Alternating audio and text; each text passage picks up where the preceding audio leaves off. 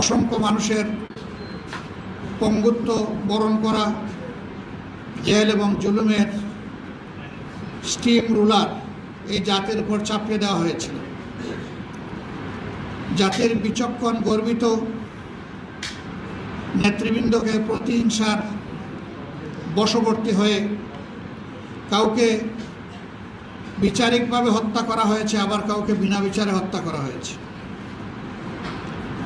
গুমের সংস্কৃতিতে নতুন করে বাংলাদেশে আয়নাগরের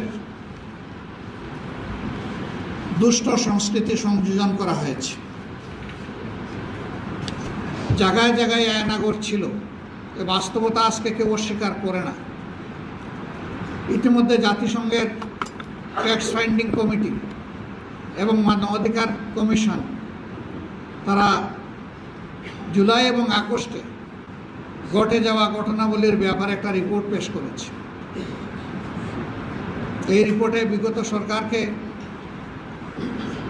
স্পষ্টভাবে দায়ী করা হয়েছে। প্রিয় দেশবাসী, সাংবাদিক বন্ধুদের মাধ্যমে আমরা আপনাদেরকে জানাতে চাই যে আমরা সকলেই বর্তমানে একটা বিশেষ অবস্থায় জাতির একটি গুরুত্বপূর্ণ বাঁকে আমরা অবস্থান করছি। এই বাঁকটি সফলভাবে আমাদেরকে অতিক্রম করতে হবে ইনশাআল্লাহ। বিশেষ করে গত কয়েকদিন ধরে দেশে ঘটে যাওয়া অনেকগুলা ঘটনা প্রিয় দেশবাসীকে এবং এই দেশের মানুষ যারা প্রবাসে আছেন সবাইকে বিচলিত করে তুলেছে।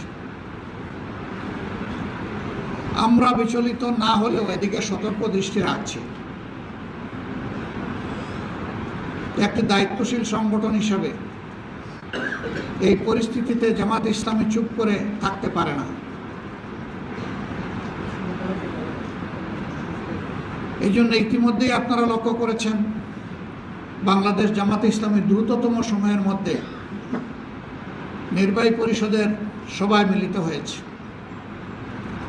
আমরা দেশের চলমান পরিস্থিতি নিয়ে বিস্তারিত আলোচনা করেছি।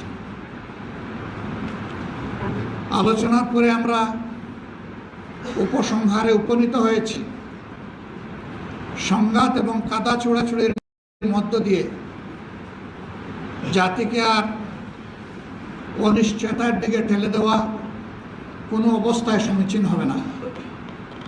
এই সংস্থা